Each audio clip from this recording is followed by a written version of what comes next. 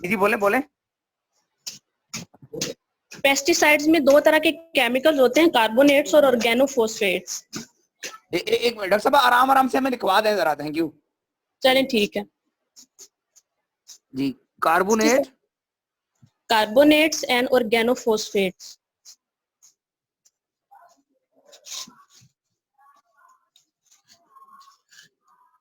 जी अगर ये हमारी फूड में चले जाते हैं और इनके इंटेक की वजह से सबसे ज्यादा डैमेज होता है नर्वस सिस्टम को, जिसमें स्ट्रेस और डिप्रेशन हो जाता है।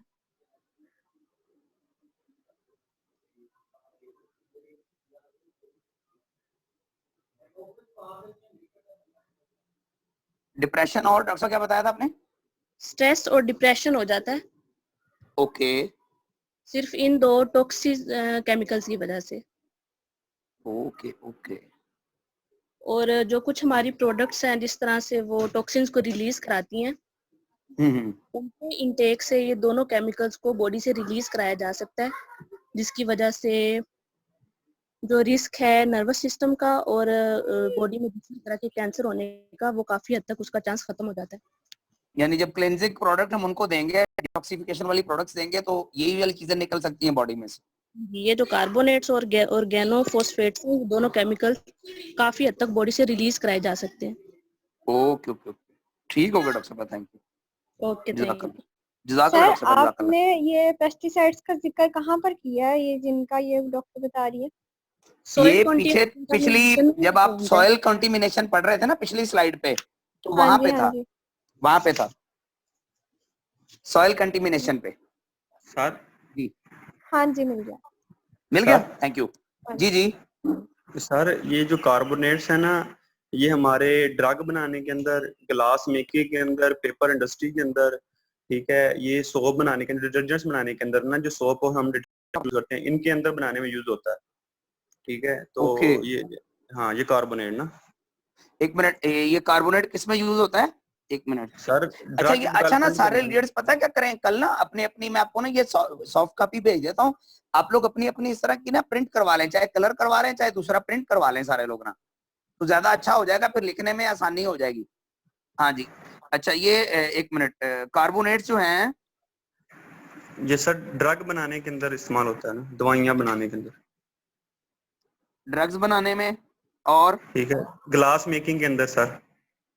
ग्लास मेकिंग में। हाँ, और ग्लास बनाने में, पेपर जो इंडस्ट्री है जो बनाती है पेपर, उसमें यूज ओके होता है ओके सर, ओके ठीक है। ओके। और सोप और डिटर्जेंट्स बनाने के अंदर यूज होता है सर, साबुन और सो डिटर्जेंट्स बनाने के अंदर, जो हमारे घर में ओके सफाई के लिए इस्तेमाल होते हैं। ओके ओके, जी सर। ठीक हो गया। हाँ सर, ये हमने जब पढ़ा था ना सोडियम कार्बोनेट ना, तो वो भी जो हम कैल्शियम में दूसरे में होता है जो राग, उसमें भी सर यही इस्तेमाल होता है ना, जो वो आप जो जी जी कुछ ऐड कर सकता हूँ sir? Qamar Abbas from law. जी जी कमर भाई, मैं कहा रबीत को एक बात मुकम्मल करने दें, फिर सर कमर भाई आप बात कीजिएगा। सर जी मुझे जी मौका दीजिए। जी सर, जी वो जी जी। हम पढ़ते थे सोडियम कार्बोनेट होता है सर उसमें भी। जी सर करें। ठीक हो गया, ठीक हो गया जी। कमर भाई अब आप बात करें।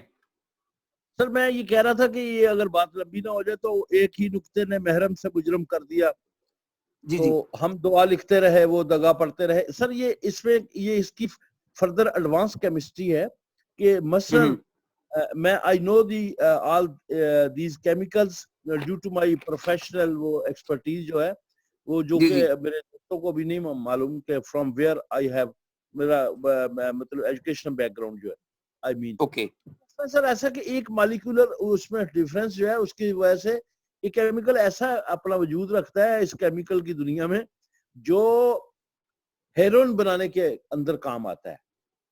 ओके हेरोइन पाउडर जी, वो उसका एक मॉलिक्यूलर एक उसमें अगर काम, उसका मॉलिक्यूल का उसका फार्मूले के अंदर एक आइटम अगर कम हो जाए तो वो कुछ से कुछ और चीज बना देगा, ऐसे और ही वो है। इतनी हलाकत खेज है वो चीजें हैं कि जिससे मतलब ये डेंजर टू ह्यूमैनिटी। ऐसे ही है, हाँ जी। ऐसे ही है। तो ये अब सारे ब्रादरन तमाम कंपेनियन सुन रहे हैं माशाल्लाह, कि अब इसकी या तो फिर हमें इसमें थोड़ी सी हम अभी जो चीजें सीख रहे हैं या समझ रहे हैं या पढ़ रहे हैं वो हम उसका एक बहुत प्राइमरीली या उसका इंट्रोडक्टरी एक वो जो चीजें हैं वो सामने हम ले रहे हैं, इसको समझ रहे हैं। अदरवाइज तो फिर एक एक चीज जो है इसके अंदर इतनी एक्सटेंसिव असल में कमर भाई सॉरी मैं आपकी बात काट रहा हूँ। असल में ना हम लोगों ने हमारा जो बिजनेस है ना, हमने जिस कस्टमर के पास भी जाना है, जिस दोस्त के पास भी जाना है, हमने उस लेवल तक बात रखनी है ताकि हम सब अंडरस्टैंड कर जाए ना। एक हाँ, तो वो सर उस्तादों का कहना बताना तो फिर और ही होता है ना sir. God bless you, thank you very much sir. चल जज़ाकल्लाह। आपकी बात मुझे समझ आ गई थी कि आप क्या कहना चाह रहे हैं, जज़ाकल्लाह। अच्छा जी, एक्नीस पे आ गए, छाइयां कील महासे। डॉक्टर साहब जहां मुझे आपकी जरूरत होगी या आपको कुछ चीज समझ आए तो जरूर ऐड कीजिएगा। अच्छा, सप्रेस्ड थायराइड फंक्शंस, अब ये तीसरी बीमारी हम डिस्कस कर रहे हैं ना जी। सप्रेस्ड थायराइड फंक्शन की वजह से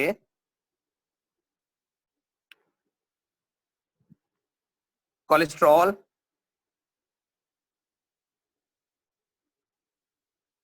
सर जी ये सप्रेस्ड थायराइड फंक्शन क्या चीज होता है? ये थायराइड का जो फंक्शन हो जाए वो उसको कह सकते हैं आपको प्रेशर में। डॉक्टर साहब ऐसा ही है कि दबाव में आ जाता है, थायराइड का फंक्शन डिस्टर्ब हो जाता है। थायराइड ग्लैंड है जिसके बहुत ज्यादा फंक्शंस होते हैं बॉडी के अंदर, तो इसके फंक्शन स्ट्रेस हो जाते हैं जिसकी वजह से बहुत सारी जो बस वही, यानी स्ट्रेस हुआ, स्ट्रेस की वजह से थायराइड का फंक्शन डिस्टर्ब हो गया। अब उसकी वजह से फिर उन्होंने लिखा है कोलेस्ट्रॉल। जज़ाकल्लाह डॉक्टर साहब, thank you. Blood pressure,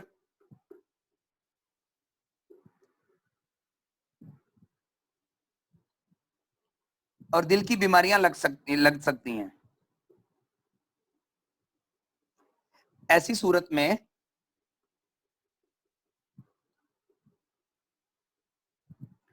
patient के हाथ पांव ठंडे हो जाते हैं।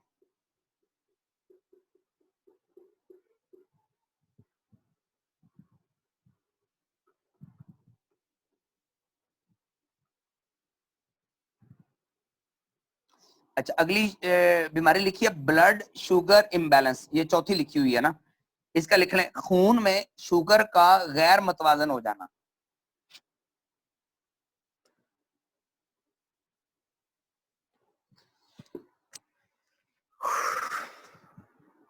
जेब आपने वो बना ली है, डॉक्यूमेंट बना लिया है ना? जी सर बना लिया। बस ठीक है, ऐसे वीडियो ना ओपन करना, वैसे सिर्फ नाम की बना रहा हूं, ठीक है ना।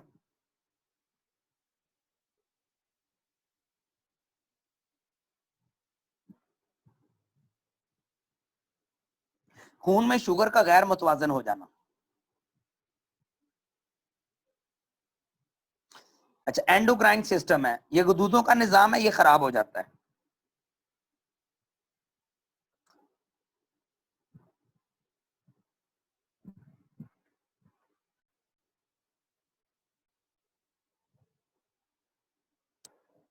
आपने कौन सा निजाम बोला? गुदूद, एंडोक्राइन सिस्टम, स्क्रीन पे आपको नजर आ रहा है, 1 2 3 4 5वें नंबर पे लिखा हुआ है। उसका जरा तलफ्फुज कर देंगे दूध का। गे गैन दाल वाओ दाल,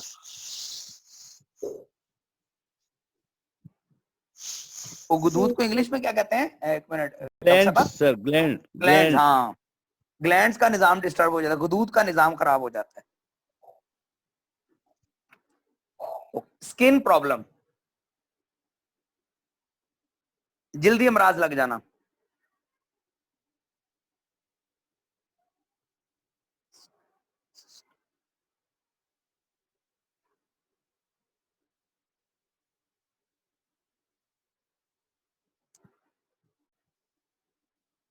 हाँ जी, गैस्ट्रो इंटेस्टाइनल सिस्टम, निजाम, आपका डाइजेस्टिव सिस्टम खराब हो जाता है। ये सिर्फ स्ट्रेस की बीमारियां हैं, टेंशन की। ये जो हम बैठे पाकिस्तानी टेंशन लेते हैं ना, इमरान खान की शादी की, तलाक की, दूसरे ने कपड़े नहीं अच्छे पहने हुए, खवातीन की टेंशन होती है कि सामने वाली ने मेकअप क्यों करके आज, जा कहां पे रही है, ये सारा इसका कमाल है। प्रॉब्लम किसी का, टेंशन हमारी है, बीमारियां लेके बैठ जाते हैं। सही सही बात है सर। रिप्रोडक्टिव सिस्टम, हाँ जी, तौलीदी निजाम खराब हो जाना।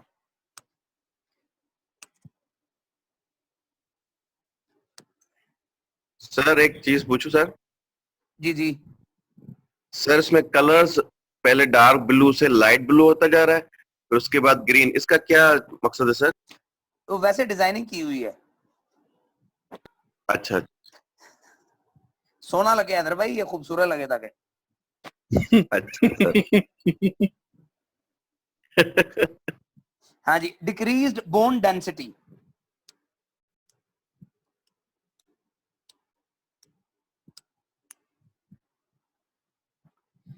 हड्डियों की ताकत कम होना और उनका खोखला हो जाना।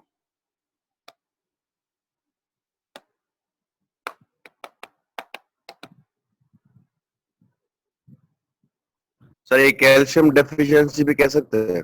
जी जी।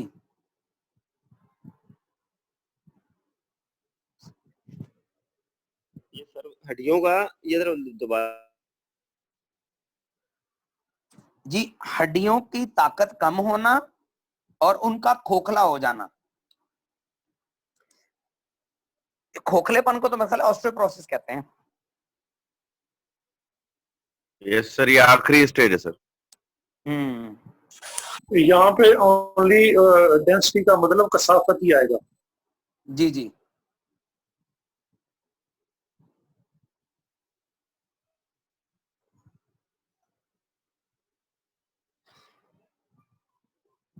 इम्यून सप्रेशन, कुव्वत मुदाफियत का दब जाना, यानी इम्यूनिटी वीक हो जाना।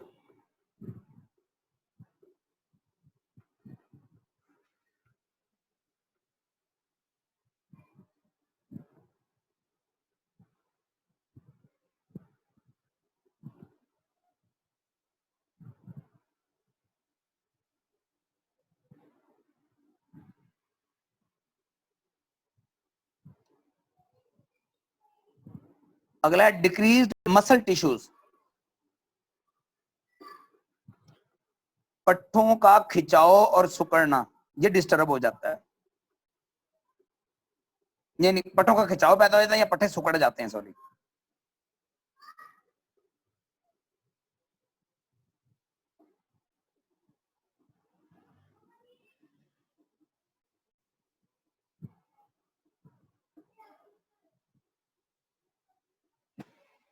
सर इसके लिए सॉरी सर, तो जी दूसरा जी सर जी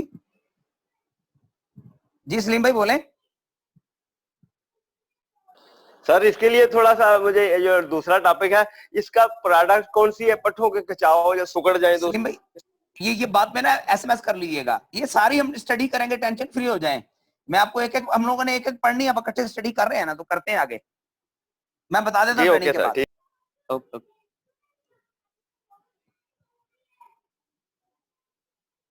high blood pressure, high blood pressure,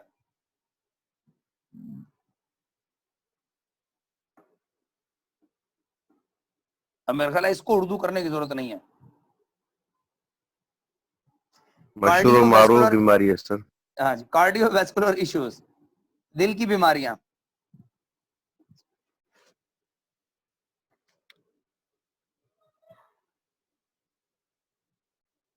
sir में से ज्यादातर औरतों में ज्यादा होती हैं। असल में टेंशन लेती है ना, हालांकि जितनी टेंशन देती है मर्दों को ज्यादा होनी चाहिए। बिल्कुल ऐसे ही है सर।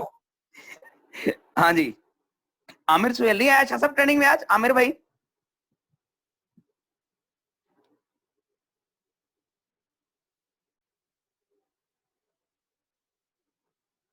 नाज़िम शाह साहब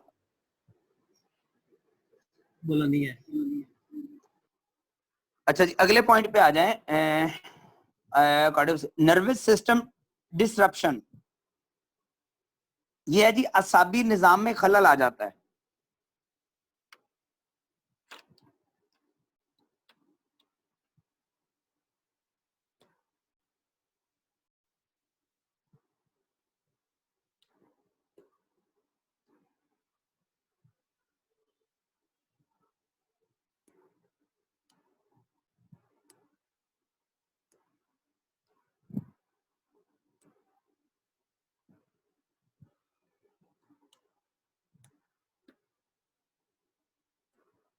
मसलन असाबी निजाम में अगर खलल आ जाए तो मसलन इसकी एग्जांपल है मिर्गी है, पोलियो है, गनूदगी और झटके वगैरह लग सकते हैं।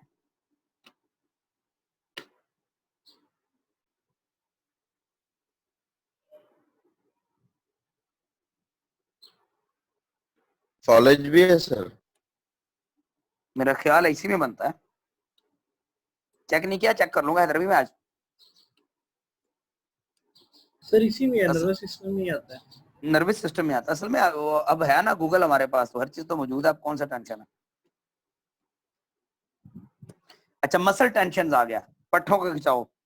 तो जो नीचे लिखा था ना डिक्रीज इन मसल टिश्यूज है, वो उसके बाफ्ते कमजोर होते हैं, ये पट्टों का खिंचाव है।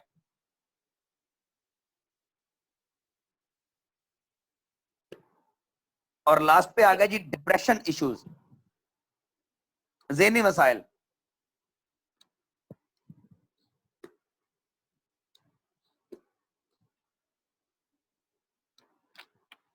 वो जी जो नंबर 4 पे लिखा हुआ है ब्लड शुगर इम्बैलेंस, इसको जरा करेंगे। ये सिंपल है कि खून में शुगर का गैर मतवाजन हो जाना ना, आपके ब्लड में जो शुगर लेवल है वो डिस्टर्ब हो जाता है।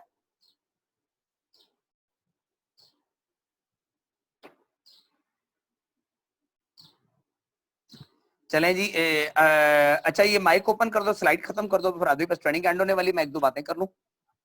सर जी अस्सलाम वालेकुम सर। फूड और हेल्थ, अच्छा सेहत के, ग़िज़ा के सेहत पर असरात।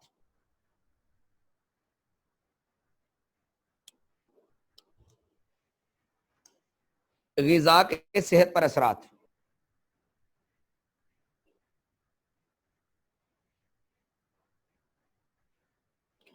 अच्छा इसमें सबसे पहले लिखिए जंक फूड, अब जंक फूड पे लिख लें।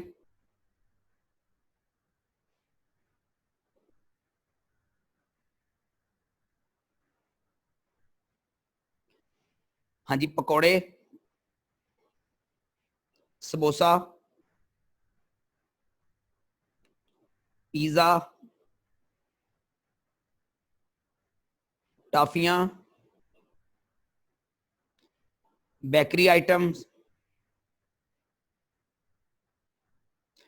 और बेकरी आइटम के सामने ब्रैकेट में लिख लें मैदे से बनी हुई सारी चीजें।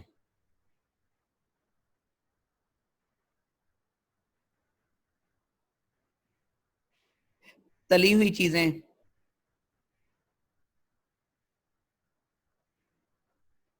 जूस,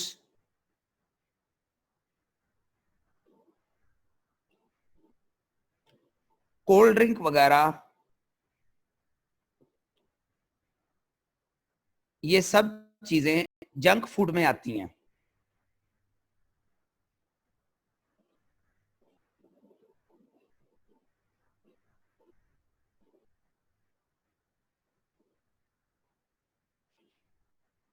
नीचे लिखा हुआ है डेप्लेटेड सॉइल, जंक फूड के बिल्कुल नीचे लिखा हुआ है।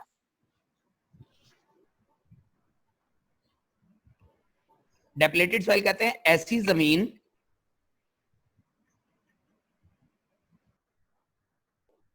जिसमें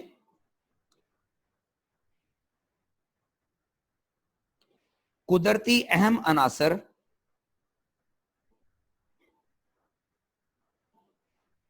खत्म हो जाते हैं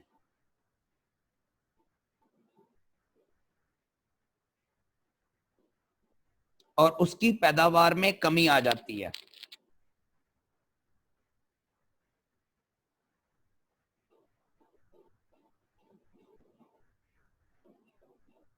यानी जब वो जमीन की ग़िज़ाइयत कम हो जाती है ना, तो फिर उसको मसनूई तरीके के जरिए ना वो न्यूट्रिएंट्स दिए जाते हैं, केमिकल्स वाले ना, तो फिर वो हेल्थ के लिए साइड इफेक्ट वाले बन जाते हैं। ठीक है, मॉडिफिकेशंस,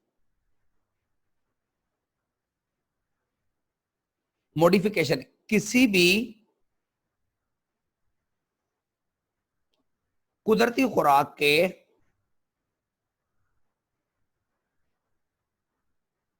रंग, साइज या जायके में तब्दीली की वजह से सेहत मुतासर होती है। यानी आपने देखा ना फलों की शक्ल चेंज हो रही है, तरबूज आपको गोल कलर गोल में भी मिलेगा और लेंथ वाइज लंबे में भी मिलेगा और उसके कलर्स भी चेंज हो रहे हैं। यानी जब वो मॉडिफिकेशंस करते हैं फ्रूट में तो वो भी हेल्थ के लिए नुकसानदेह होते हैं। सर ये आगे थोड़ा एंड से दोबारा रिपीट कर दें।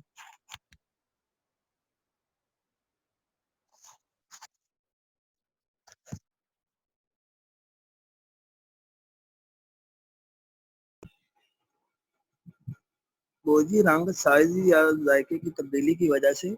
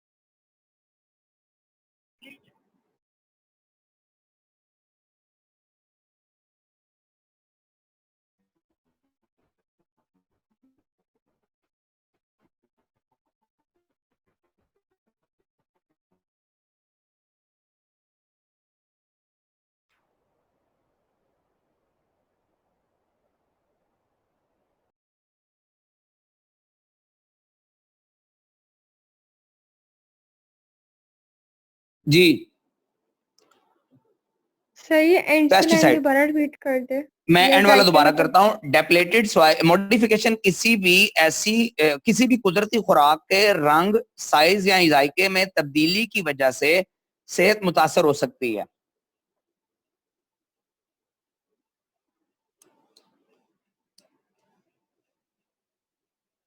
और आगे लिखा हुआ है पेस्टिसाइड्स।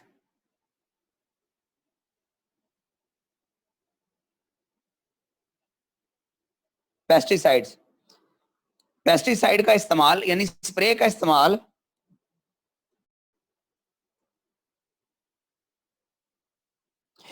कुव्वत मुदाफियत यानी इम्यूनिटी को कमजोर करके क्रॉनिक अमराज का बाइस बनता है।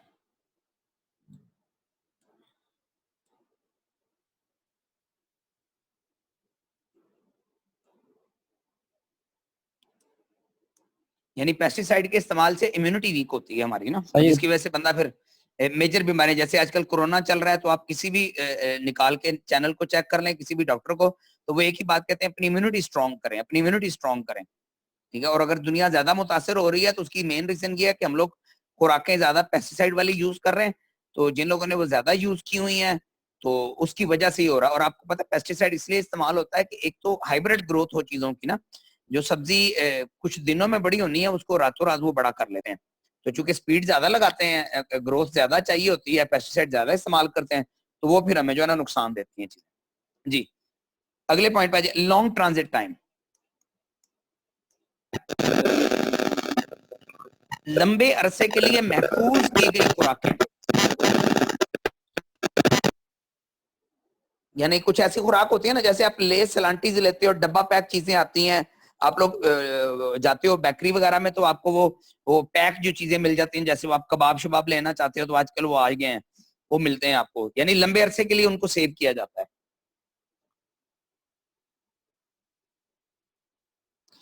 ऐसी खुराक को प्रिजर्व करने के लिए सर जी पहले दोबारा हाँ जी, लॉन्ग ट्रांजिट टाइम में लिखें लंबे अरसे के लिए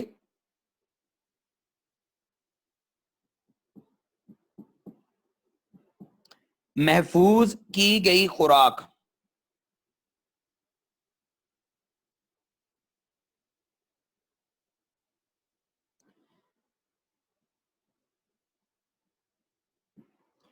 अच्छा, प्रिजर्व करने के लिए यानी खुराक को सेव करने के लिए, प्रिजर्व करने के लिए, ऐसी खुराक को प्रिजर्व करने के लिए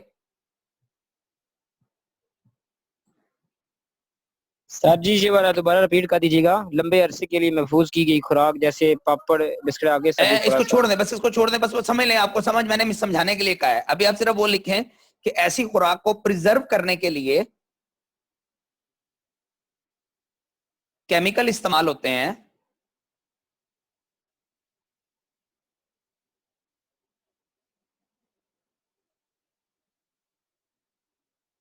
जैसे कि इथाइलिन, इथाइलिन की स्पेलिंग लिख लें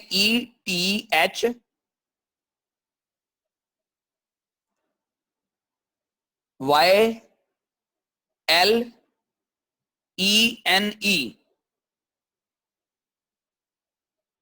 इथाइलिन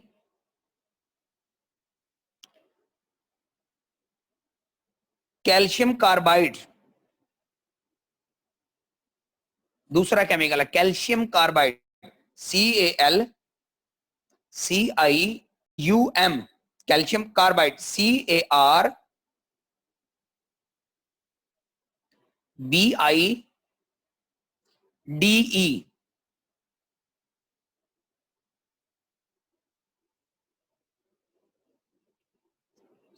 और सल्फाइड SULPITES।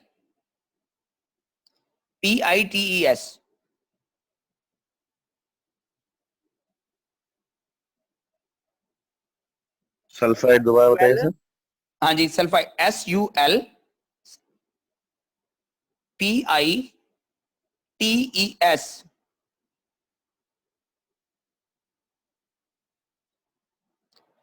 लिख लें प्रिजर्विंग केमिकल्स की, अच्छा इसको मैं दोबारा रिपीट कर देता हूं। ऐसी खुराक को प्रिजर्व करने के लिए केमिकल इस्तेमाल होते हैं जैसे कि इथाइलिन, कैल्शियम कार्बाइड, सल्फाइड। अब लिखिए आगे, प्रिजर्विंग केमिकल की वजह से, यानी जब खुराक को वो करते हैं ना, सेव करते हैं, उसकी वजह से। Sir I think calcium carbide लफ्ज है। कार्बाइड है, जी सर। CARBIDE, मैंने कैल्शियम कार्बाइड ही कहा है।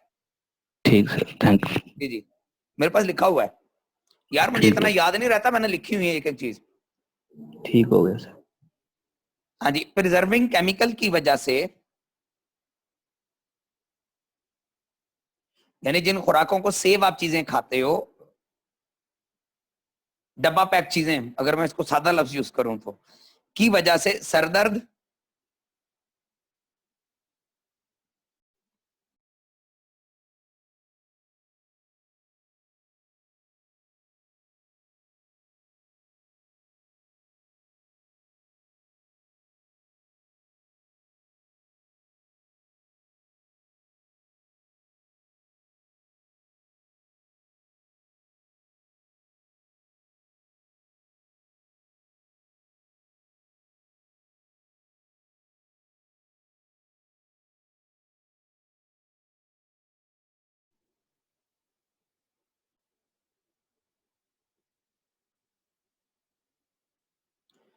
याददाश्त की कमजोरी जैसे मसाइल पैदा हो जाते हैं।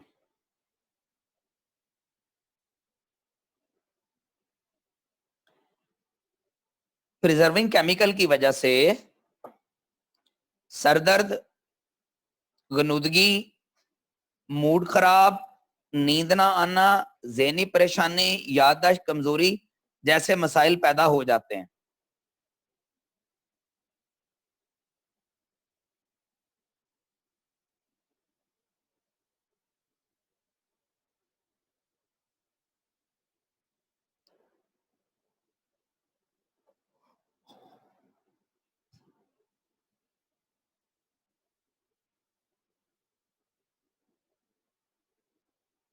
जी आगे चले, जी आगे लिखें ओवर कुकिंग अवर फूड्स। हाँ जी, नहीं नहीं नहीं, बैक स्लाइड पे रखो, जिसमें है फराद, अभी बैक पे रखें। हाँ, over cooking our foods,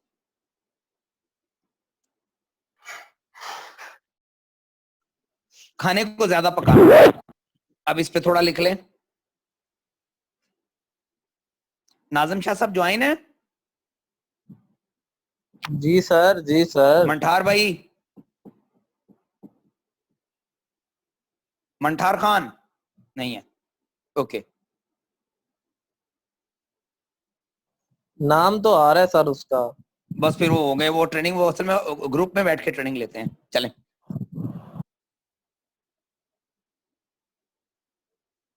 over cooking our food, खाने को ज्यादा पकाना।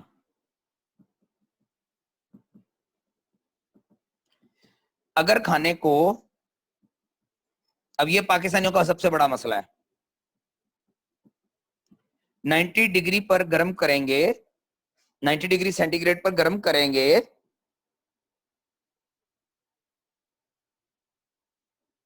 तो उसके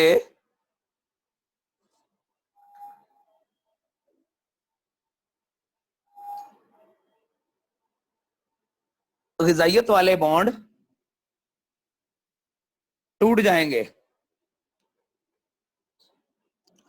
बस ठीक है, मैं वही देखन ऐसे मैं मुंडे ने किधरों आ रहे ने, ग़िज़ाइयत वाले बॉन्ड टूट जाएंगे।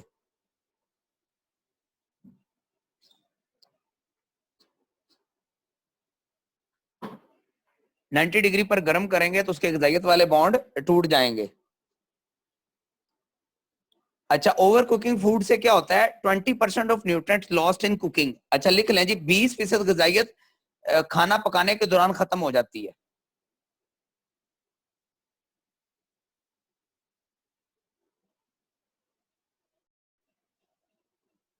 बीस फीसद ग़िज़ाइयत खाना पकाने के दौरान खत्म हो जाती है।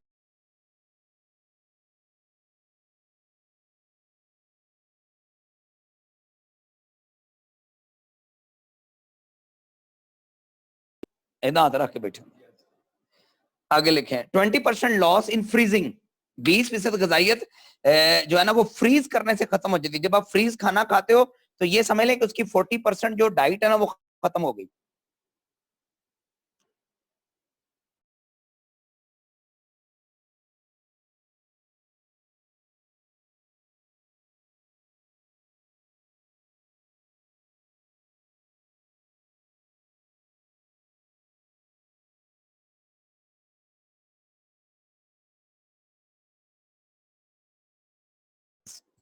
हाँ जी, 20% लॉस्ट इन माइक्रोवेव ओवन। हाँ जी, माइक्रोवेव ओवन जो है ना असल तबाही ये करता है।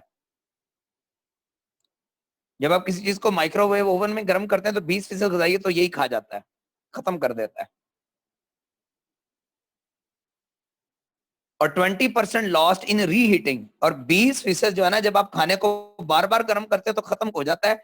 इसका मतलब जो हम ग़िज़ाइयत खा रहे हैं वो सिर्फ 20% ले रहे हैं, क्योंकि हम हर खाने के साथ ये सारे काम कर रहे हैं।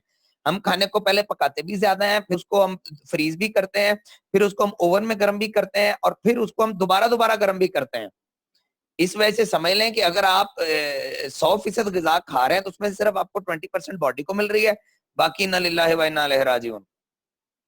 और इसीलिए माशाल्लाह 25-25 साल के जवान अगर खुल के शीशे में अपना चेहरा देखें तो 50 साल के लगते हैं।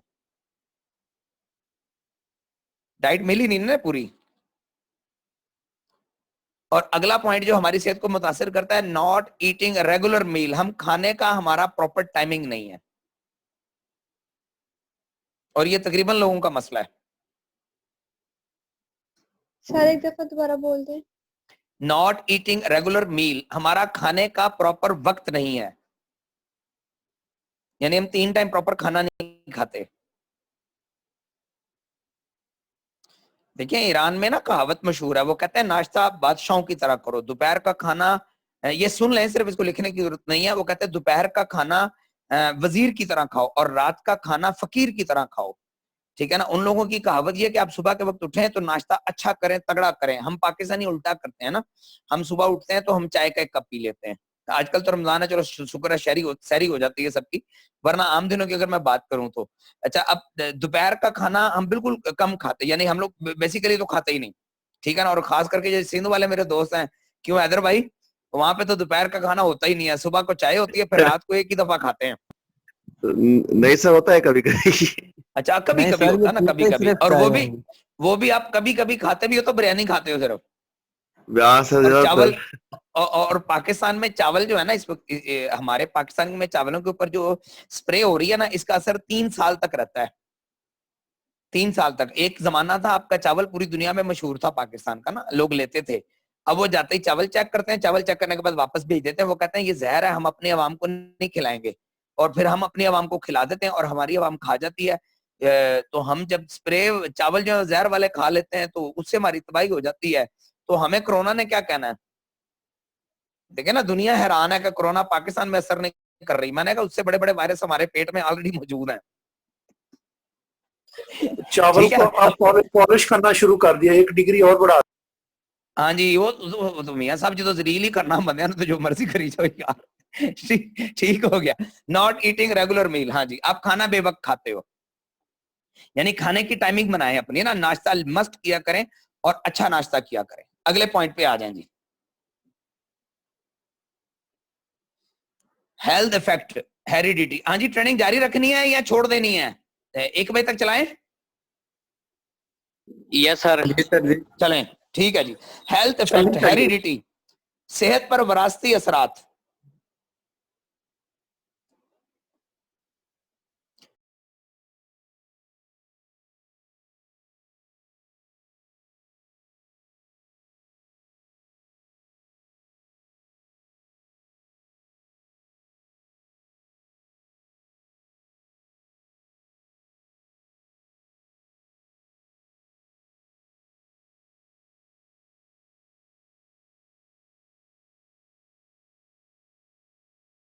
डीलर ने सही किया जी।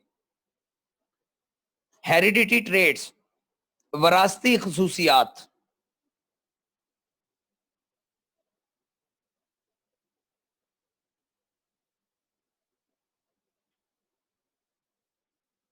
विरासती खसूसियत उसने लिखा हुआ है हेयर टाइप, यानी बाल विरासती होते हैं, हमारी बालों की किस्म, स्किन का कलर, कानों की शक्ल, कानों की शेप हो गई, फेस का शेप हो गया, ब्लड टाइप हो गया, ये हमारे डीएनए में होता है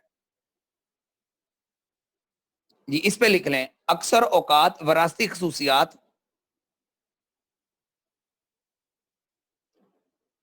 अक्सर औकात विरासती खसूसियात दादा दादी की तरफ से पोता पोती में ज्यादा मुंतकिल होते हैं, यानी कि आप चेक करें तो पोता या पोती दादी या दादे के साथ ज्यादा मैच कर रहे होते हैं। अक्सर औकात विरासती खसूसियात दादा दादी की तरफ से पोता पोती में ज्यादा मुंतकिल होते हैं।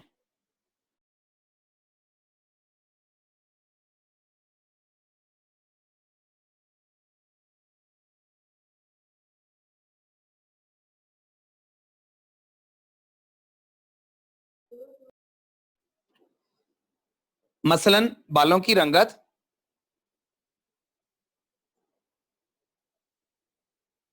या इकसाम, यानी घुंघराले हैं या सीधे हैं।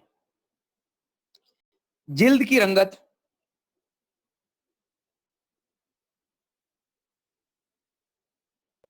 कान या चेहरे की इश्काल और ब्लड ग्रुप वगैरह। हुण की कह रहे ने,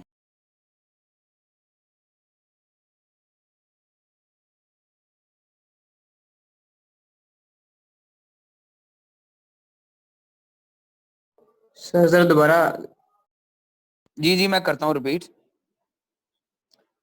अक्सर औकात विरासती खसूसियात दादा दादी की तरफ से पोता पोती में ज्यादा मुंतकिल होते हैं, मसलन बालों की रंगत या इकसाम, जिल्द की रंगत, ओके हाँ जी, जिल्द की रंगत, कान, चेहरे की इश्काल, ब्लड ग्रुप वगैरह, और कुछ बीमारियां भी विरासती होती हैं।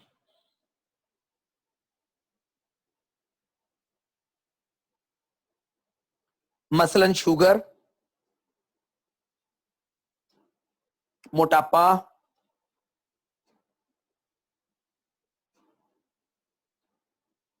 गंजापन,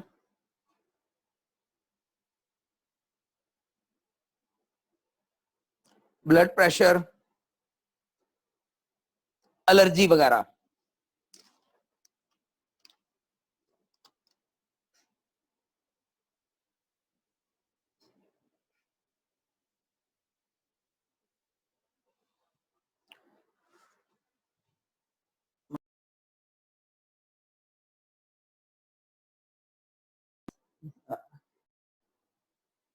मोटापे को सर ओबेसिटी कहते हैं ना।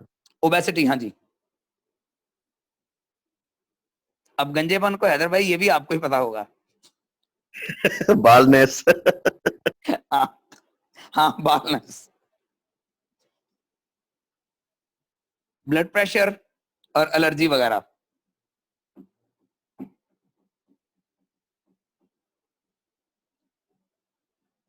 मतलब सर ये यानी खुश करने के लिए विरासती, कहते हैं, जिसके बाल जल्दी चले जाते हैं तो उनको पैसे आते हैं। हाँ तो इसीलिए मैंने टेंड करवा दी ना।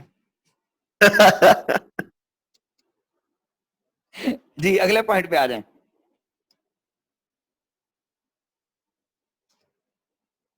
अगले पॉइंट पे आए फरहाद, नेक्स्ट कर दो। हाँ जी, top health killers, top killers of health. हाँ जी, नहीं भाई पीछे रखो, पीछे रखो, बस बस बस बस बस बस बस बस। हाँ जी, नेशनल वाइटल स्टैटिस्टिक्स, WHO के आदाद-ओ-शुमार, यानी जो दुनिया में लोग जिन बीमारियों से मर रहे हैं ना, उनका रेशो बता रहा है।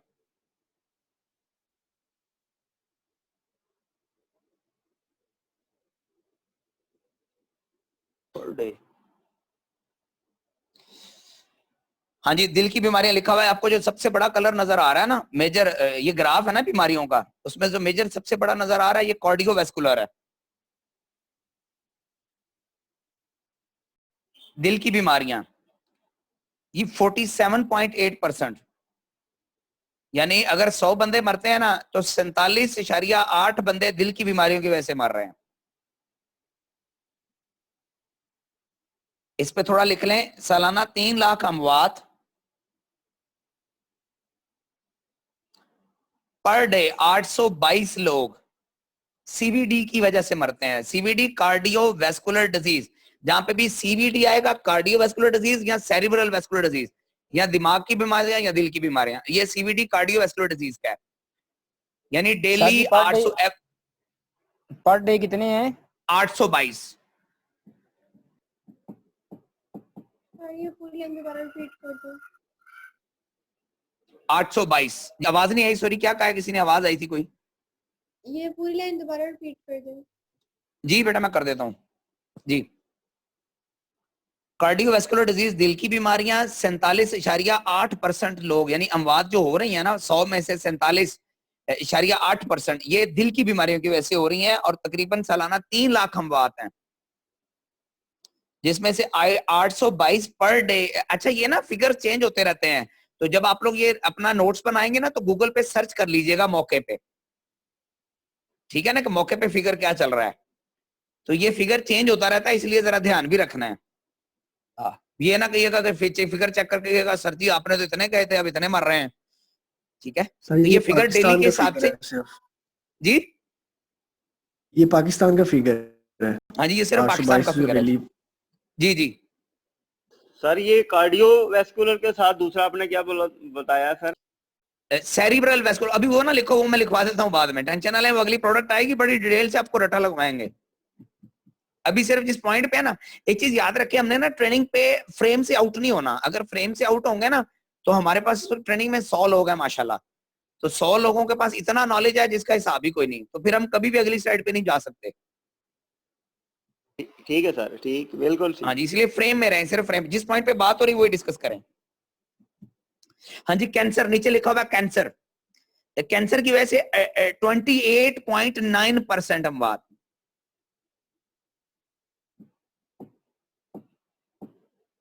अच्छा, इसमें आपके पास अगर पाकिस्तान का फिगर आ जाए या कंट्री लेवल का, तो काइंडली मुझे भी डिस्कस सेंड कर दीजिएगा, खुद भी कर लीजिएगा, ठीक है। ये फिगर अपना हमने ढूंढ के रखना होता है डेली बेसिस पे, क्योंकि हम किसी भी पढ़े लिखे शख्स के पास बैठेंगे जिसके पास नॉलेज होगी तो वो हमें पकड़ लेगा, ठीक है ना। तो हम जब तैयारी के साथ जाएंगे तो इंशाल्लाह नहीं कभी कस्टमर के काबू आएंगे ना, वही हमारे काबू आएगा। 28.9% कैंसर की वजह से।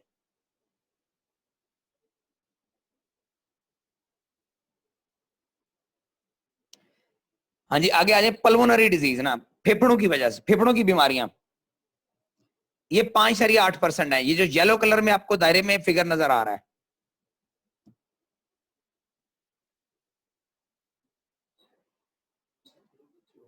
हो लो मैं थी, हाँ मैं थी, हो इजी। अस्सलाम वालेकुम, रोजा ही है ना, मतलब मैं जब नहीं तो क्या समझावा, रोजा रखे आपको जी।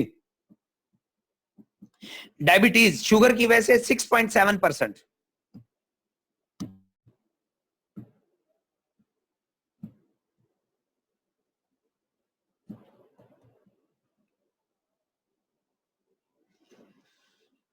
और अदर यानी दूसरी छोटी मोटी बीमारियां, ये 14.2% है, जैसे एलर्जी या ब्लड प्रेशर वगैरह वगैरह।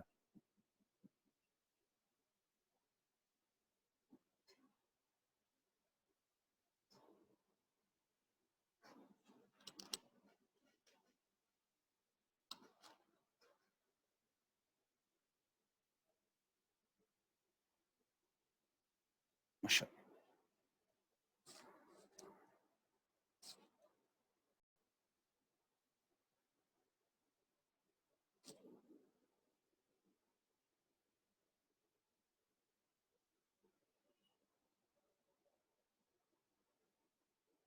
अगले पॉइंट पे आ जाएं, अगली स्लाइड पे ले जाएं अपना फराद भाई।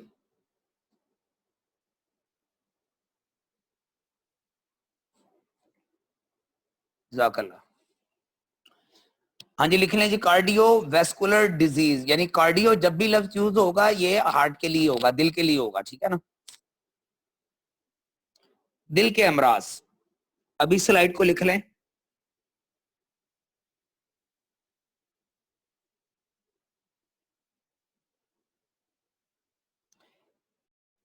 एक अंदाजे के मुताबिक यही एस्टिमेटेड 70.5 मिलियन पीपल जो है ना, इसका उर्दू में लिखवा रहा हूं। एक अंदाजे के मुताबिक 17.5 मिलियन लोग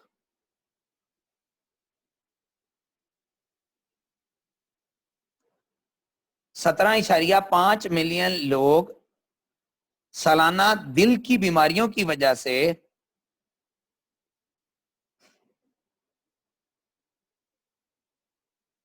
मौत का शिकार हो रहे हैं।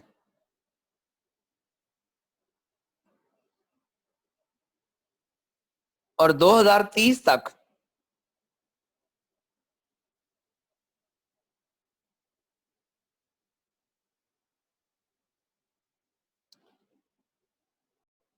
ये तादाद बढ़कर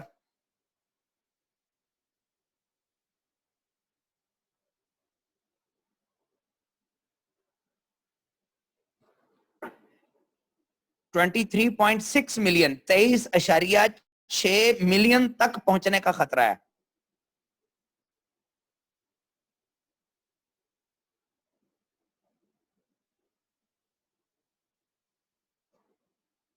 एक अंदाजे के मुताबिक 17.5 मिलियन लोग सालाना दिल की बीमारियों की वजह से मौत का शिकार हो रहे हैं और 2030 तक ये तादाद बढ़कर 23.6 मिलियन तक पहुंचने का खतरा है।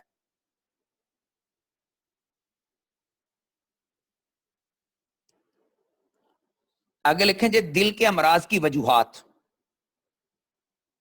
यानी दिल के अमराज होते क्यों हैं। आरामदेह जिंदगी, सीडेंट्री लाइफस्टाइल, यानी हम हड आराम हो चुके हैं, हड हराम नहीं, हड आराम, आरामदेह जिंदगी। Carbonated drinks, Pepsi, Coke, Dew, Mirinda, Sheezan,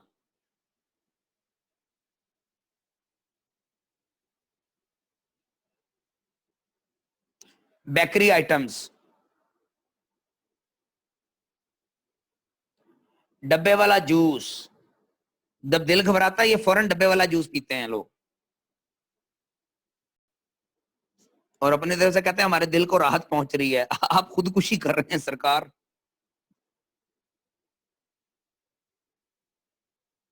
लेज, सलांटी, चॉकलेट,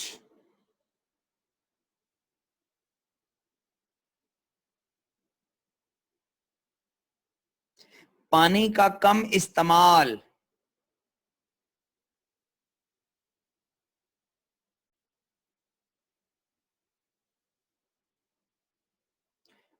और नशा आवर अद्विया, नशा आवर चीजें, मसलन सिगरेट का इस्तेमाल।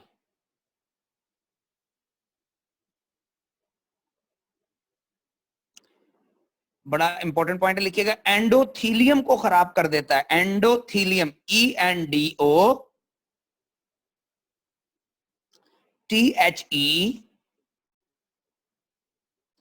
ENDOTHELIUM,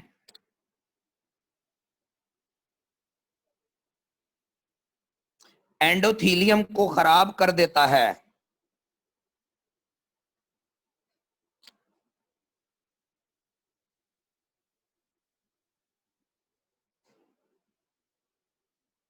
मैं दोबारा लिखवा दे, सुन लें जरा, पढ़ लें। आरामदेह जिंदगी, कार्बोनेटेड ड्रिंक्स, कोक, पेप्सी वगैरह, बेकरी आइटम, डब्बे का जूस, लेस, सलांटी, चॉकलेट, पानी का कम इस्तेमाल, नशा आवर चीजें मसलन सिगरेट का इस्तेमाल एंडोथीलियम को खराब कर देता है। अभी एंडोथीलियम क्या है? एंडोथीलियम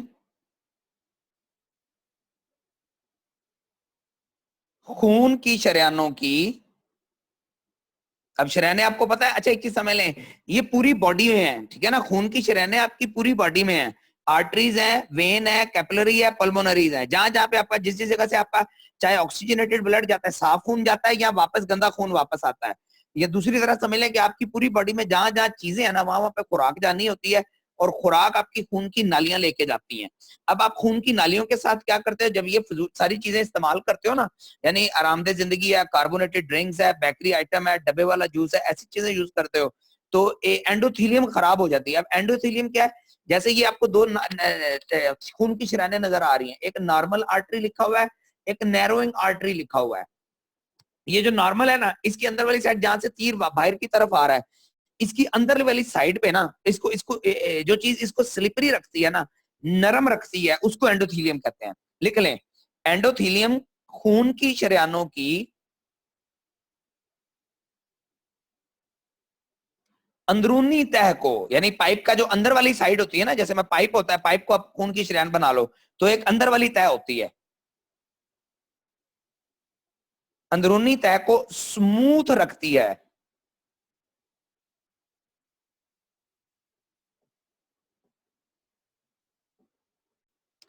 जिसकी वजह से खून का बहाव, सर अंदरूनी तह को इसे आगे बताना kindly. Smooth, SMOOTH, smooth, slippery, साफ रखती है, ताकि खून नॉर्मल गर्दिश करे ना। SMOOTH, स्मूथ, जिसकी वजह से खून का बहाव नॉर्मल रहता है।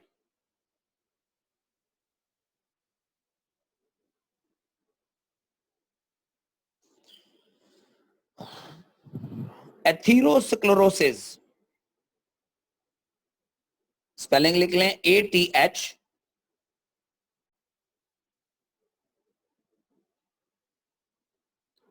ATHERO SCLEROSIS,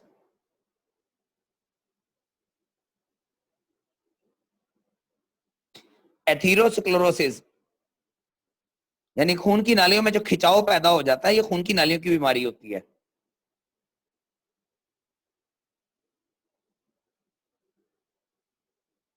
एथीरोस्क्लेरोसिस का आगाज एंडोथीलियम के डैमेज होने से होता है।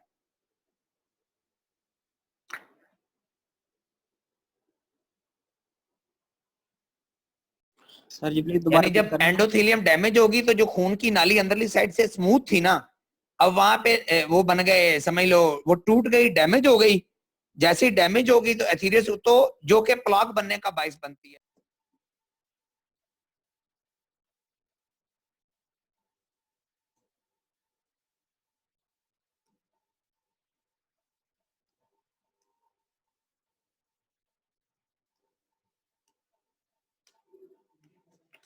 जी, ऐसा बीमारियों का ग्रुप,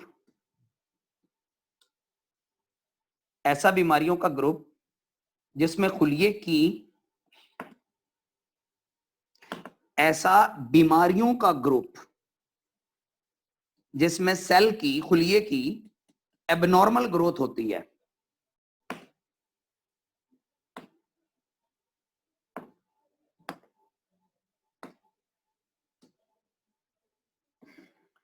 इसमें इतनी सलाहियत होती है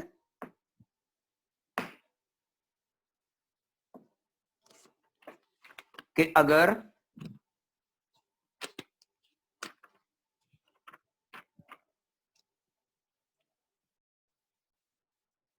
कैंसर सेल दूसरे ऑर्गन में, दूसरे आज़ा में चला जाए, यानी लिवर से निकल के किडनी में चला गया या लंग्स में चला गया, दूसरे आज़ा में चला जाए, दूसरे ऑर्गन में चला जाए, तो वो भी कैंसर, वहां पे भी कैंसर हो जाता है।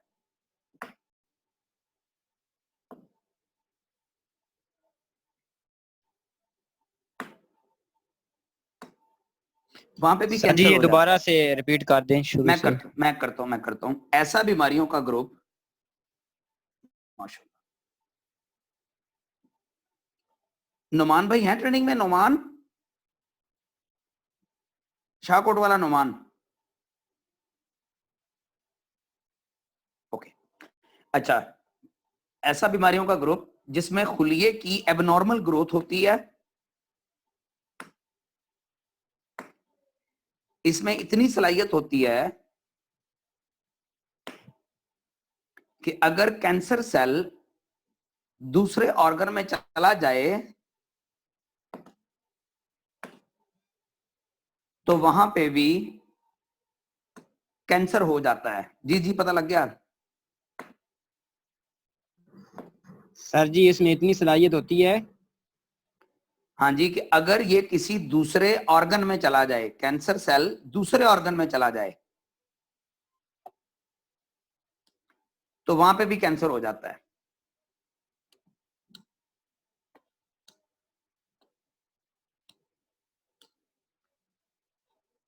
हेल्दी सेल यानी सेहतमंद खुलिया कैंसर में कैसे तब्दील होता है?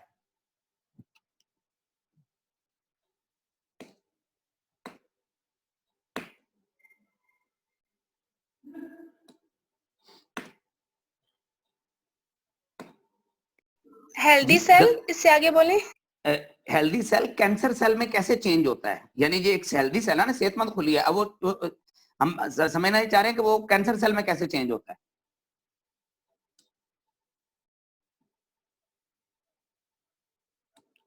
जी, गंदी खुराक, यानी अब अच्छी आपने डाइट नहीं ली, बाहर की चीजें, बाहर के पकौड़े समोसे खा लिया आपने, गंदी खुराक जब खुलिये के बाहर जमा हो जाए, यानी सेल के गिर्द ये कवर बनता है, तो वो कैंसर सेल में चेंज हो जाता है।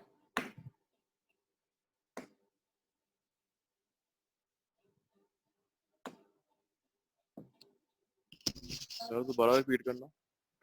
जी, गंदी खुराक जब खुलिये के बाहर जमा हो जाए तो वो कैंसर सेल में चेंज हो जाता है।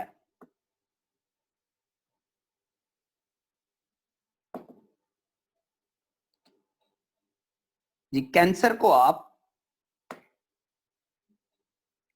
शुरू में डायग्नोज नहीं कर सकते, तो आप शुरू में डायग्नोज नहीं कर सकते। सर जी गंदी खुराक खुलिये के बाहर जमना शुरू हो जाए, इससे आगे लिखो। अच्छा, इससे आगे, ओके, आगे लिख लें। तो वो कैंसर सेल में चेंज हो जाता है। अभी नहीं, डायबिटीज से पिछले इस रहने दो, अभी कैंसर सेल पे रहने दो।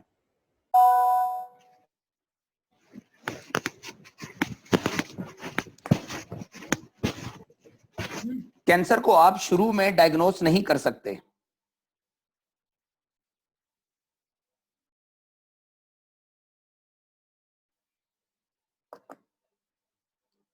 कैंसर को आप शुरू में डायग्नोस नहीं कर सकते।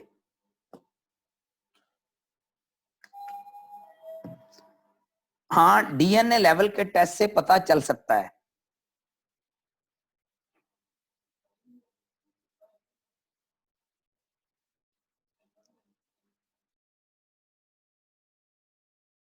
सर ये लाइन दोबारा से रिपीट कर दें। हाँ, डीएनए लेवल के टेस्ट से पता चल सकता है कि बंदा कैंसर की तरफ जा रहा है। यानी आप शुरू में डायग्नोज ही नहीं इसको कर सकते हो आम नॉर्मल हालात में, यानी जब बॉडी में ये बीमारी ग्रो कर रही होती है।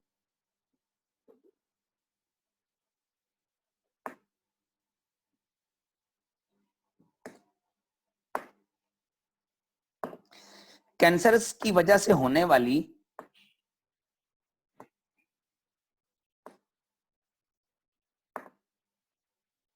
30% से ज्यादा अमवात को, 30% से ज्यादा अमवात को रोका जा सकता है। अब ये जो रेड वाला पॉइंट है इसकी ट्रांसलेशन हम लिख रहे हैं। पहले मैंने थोड़ी सी कैंसर की काज लिख लिया कि होता क्या है। कैंसर की वजह से होने वाली 30% से ज्यादा अमवात को रोका जा सकता है अगर हम चंद बुनियादी उसूलों पर अमल कर लें तो।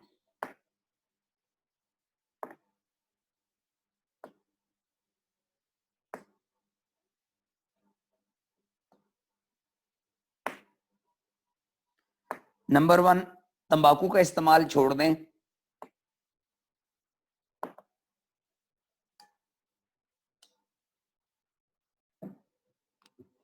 नंबर 2, अपने वजन को आइडियल रखें।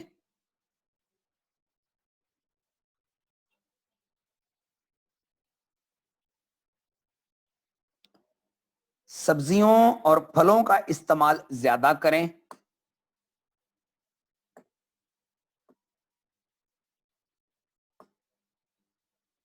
वर्जिश करें यानी एक्सरसाइज करें। और उस दिन हमने डॉक्टर वकास साहब की ट्रेनिंग अटेंड की थी, पीसीएम की, मैंने आपको लिंक भी सबको सेंड किया था। तो उन्होंने कहा था कि हमें फिट रहने के लिए डेली 10,000 कदम चलने चाहिए, 10,000 स्टेप्स। सर नंबर 3 पॉइंट दोबारा रिपीट कर दें। एक मिनट, दोबारा बताइए। तंबाकू का इस्तेमाल छोड़ दें, वजन आइडियल रखें, सब्जियों और फलों का इस्तेमाल ज्यादा करें।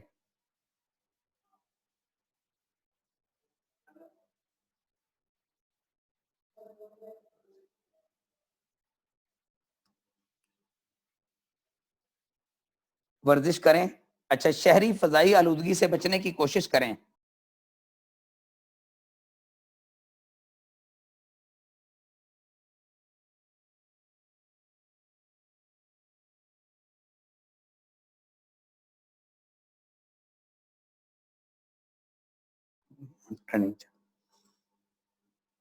शहरी फजाई आलूदगी से बचने की कोशिश करें।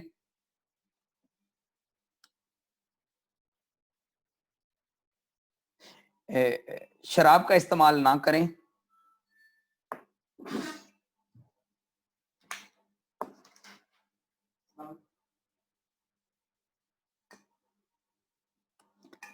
और घरेलू ईंधन के धुएं से बचें। सर वो कौन सा होता है? जैसे वो लकड़ी वाली आग जलाते हैं या हमारी जो गैस होती है। अच्छा सर। उसके भी एहतियात करनी चाहिए ना, जैसे वो आजकल तो एग्जॉस्ट लगे हुए हैं, वो से धुआं बाहर निकाल देते हैं। सर दोबारा करिएगा रिपीट। घरेलू ईंधन के धुएं से बचें।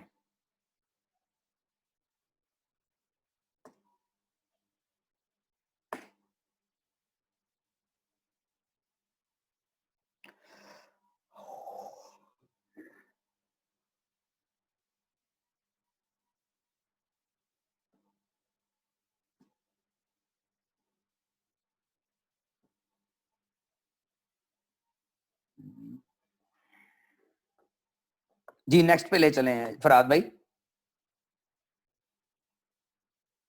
हाँ जी, लिंक खत्म होने पे खत्म करना है या 1 बजे तक चलाएं ट्रेनिंग, पहले बता दें।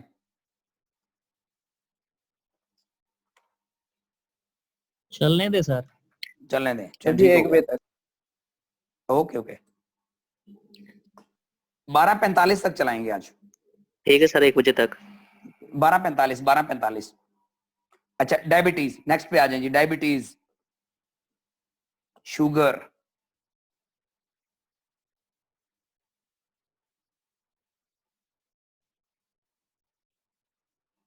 या हाइपरग्लाइसीमिया, थोड़ा प्रोफेशनल वर्ड बन जाएगा, किसी के पास बैठे हैं तो वो हाइपरग्लाइसीमिया कर लेंगे अगर आप प्रोफेशनल बन जाता है। अच्छा, इसकी ना जो फिगर्स हैं वो स्पेलिंग पता चल सकते हैं हाइपरग्लाइसीमिया का? हाइपरग्लाइसीमिया, अब ये गूगल कर लेना बेटा। Okay sir. हाइपरग्लाइसीमिया, थोड़ा थोड़ा आप भी कर लेना काम, सारा मेरे को ना कराओ। मैं जिंदगी च स्कूले नहीं पढ़ा जिन्ना मैं हुण पढ़ गया। ठीक है सर। जी, डायबिटीज। अच्छा, डायबिटीज की जो मेजर है वो 2 इकसाम है ना।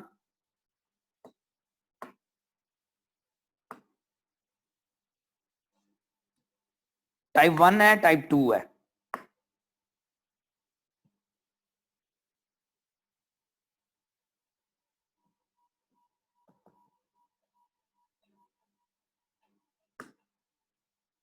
सर जी इसके एग्जाम के नाम क्या है? लिखवाता हूँ, टाइप 1, टाइप 2। इसकी हम ट्रेनिंग करेंगे बकायदा, मेरे पास इसकी पूरी स्लाइड है, पीपीटी है ना डॉक्टर अफसर मुगल साहबा की, वो भी हम करेंगे इंशाल्लाह, टेंशन ना लें। मैं आपको जो जो मेरे पास है मैं सारा आपको पढ़ा दूंगा, आप पढ़ने वाले बने आप।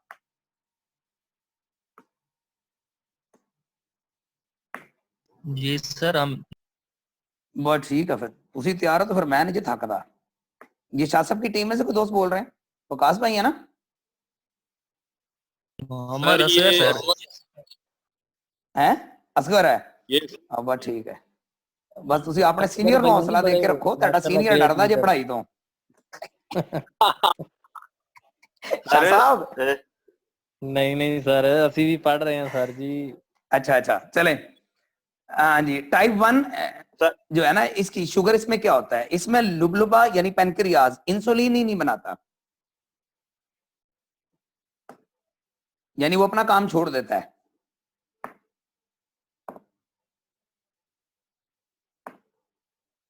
सर रिपीट कर रहे हैं? मैं करता हूँ। टाइप 1 में लबलबा, इंग्लिश में लिखना है तो पेनक्रियाज इंसुलिन बनाता ही नहीं है।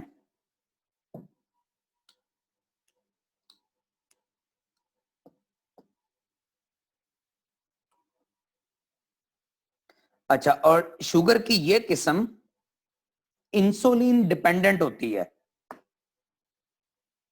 यानी जिस शुगर के मर्ज के बारे में कहते हैं ना कि शुगर का इलाज नहीं है, शुगर का ट्रीटमेंट है ही नहीं, ये टाइप 1 है, क्योंकि इसमें इंसुलिन बनता ही नहीं है, इंसुलिन डिपेंडेंट होता है, पेशेंट को बाहर से इंसुलिन लेनी पड़ती है।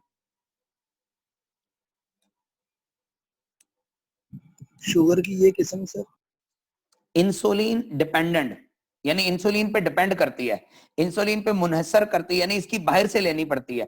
आपने देखा ना, कुछ लोग कहते हैं शुगर का मुकम्मल इलाज है हमारे पास, ये वो है जो टाइप 2 के बारे में कहते हैं। टाइप 1 का इलाज नहीं होता, टाइप 1 का ट्रीटमेंट ही नहीं है, उसमें इंसुलिन लुबलुबा पेशेंट का बनाता ही नहीं है, तो इस पेशेंट को बाहर से इंसुलिन लेनी पड़ती है।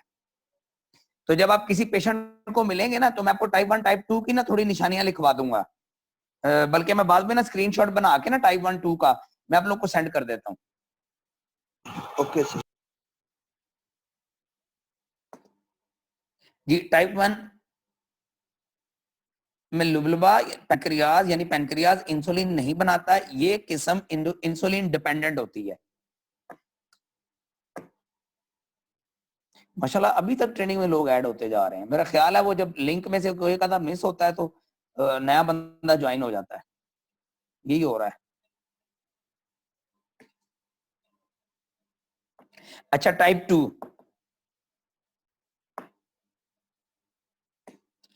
जो लुबलुबा है ये इंसुलिन बहुत कम बनाता है,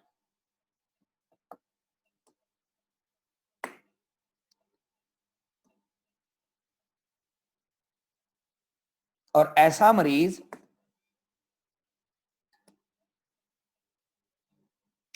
ओरल मेडिकेशन, कौन सी मेडिकेशन? ओरल ORAL दवाई, यानी जो आप मुंह से खा सकते हैं, गोलियां, टैबलेट, सिरप। सर जी प्लीज दोबारा ये रिपीट करना। मैं करता हूँ। ऐसा पेशेंट ओरल मेडिकेशन के जरिए, जी जी आपकी आवाज कट गई, सोने भाई को क्या बोले, कोई दोस्त बोला था? सर जी वो कह रहे थे कि अपना ओरल के बारे में दोबारा रिपीट कर दें। Okay okay okay okay okay okay okay. Type 2 मैं शुरू से लिखवा देता हूँ। टाइप 2 लुबलुबा इंसुलिन बहुत कम बनाता है, यानी पैनक्रियाज में इंसुलिन जो बनाता है वो थोड़ी कम बनाता है, और ऐसा मरीज oral medication, oral ORAL oral medication MEDICATION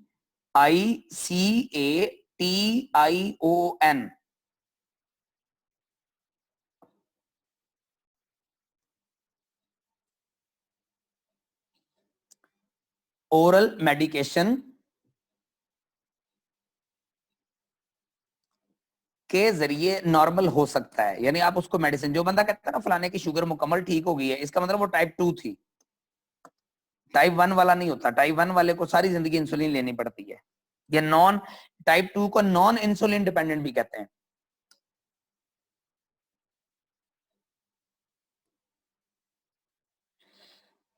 हाँ अच्छा, टाइप 2 के बारे में लिख लें कि ये तकरीबन जो आम तौर पर होती है ना, ये 40 साल की एज के बाद ज्यादा लोगों को होती है।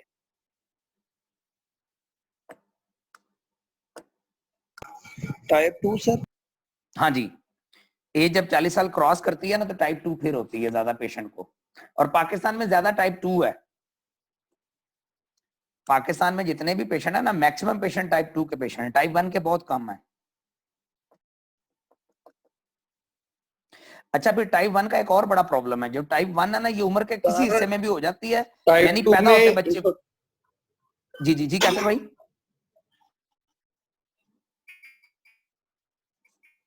कैसर भाई आपकी आवाज ड्रॉप हो गई, कोई चीज नहीं समझ आई, बल्कि आवाज ही नहीं आई।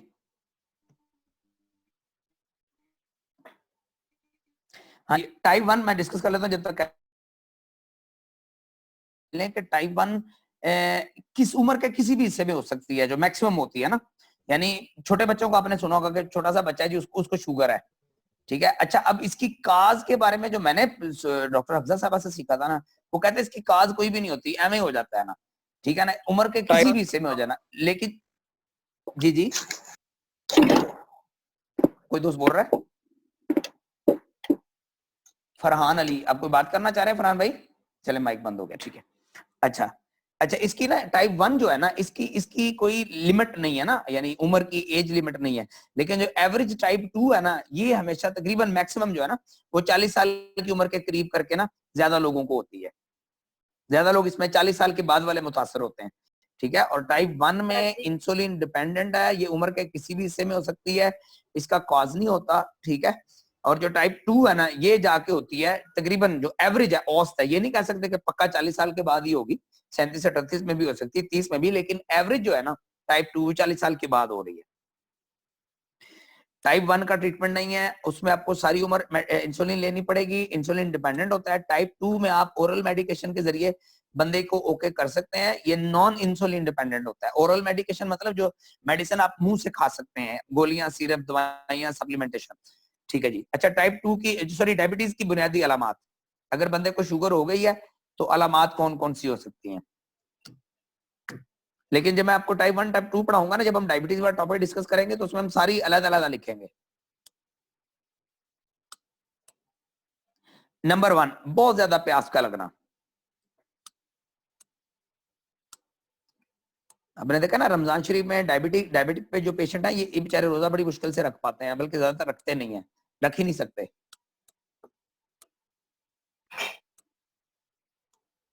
सर ये टाइप्स किस टाइप की है सर अलामत? ये एवरेज लगा लें दोनों की, वो मैं फिर अलग अलग लिखवा दूंगा सारी ना। सर एक दफा रिपीट करते हैं अलामात। अलामात, नंबर 1, बहुत ज्यादा प्यास का लगना।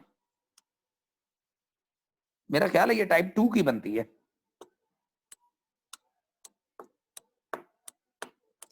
भूख बढ़ जाना।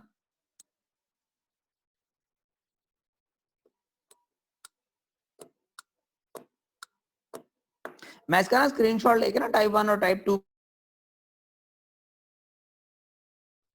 ये सर वजन का कम हो जाना अचानक।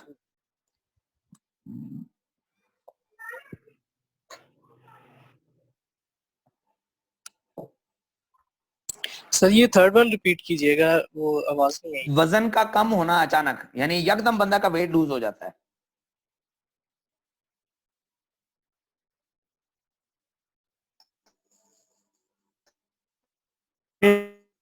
जो कार्ड लिखवाया है ना, वो है प्यास का बहुत लगना, ये नंबर 1 है। नंबर 2 का वजन अचानक कम हो जाना। नंबर 2 है तो भूख बढ़ जाना, नंबर भूख 3 ज्यादा क्या लिखा लगती है? है।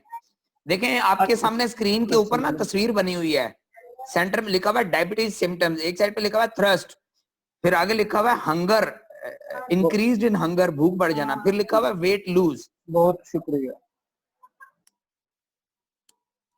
मैं इन्हीं चीजों के बारे में लिखवा रहा हूँ जो आपके सामने स्क्रीन है, ठीक है।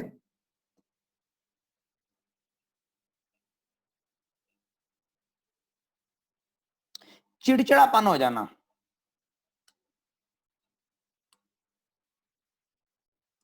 वो तो बहुत है सर। हाँ जी हैदर बोला है मेरा ख्याल है। जी सर। हाँ, अच्छा, बहुत ज्यादा थकावट होना,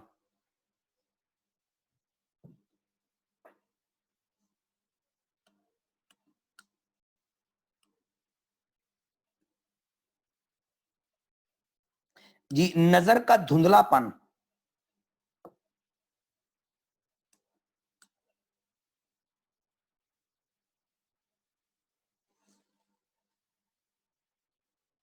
फ्रीक्वेंट यूरिनेशन, छोटा पेशाब बार बार आना,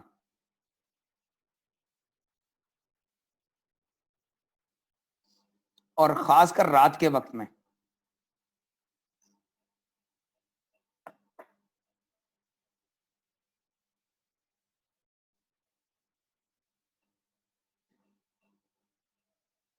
सर नजर का धुंधलापन, इसके बाद आपने क्या बोला? फ्रीक्वेंट यूरिनेशन है, छोटा पेशाब बार बार आता है, खास करके रात के वक्त में।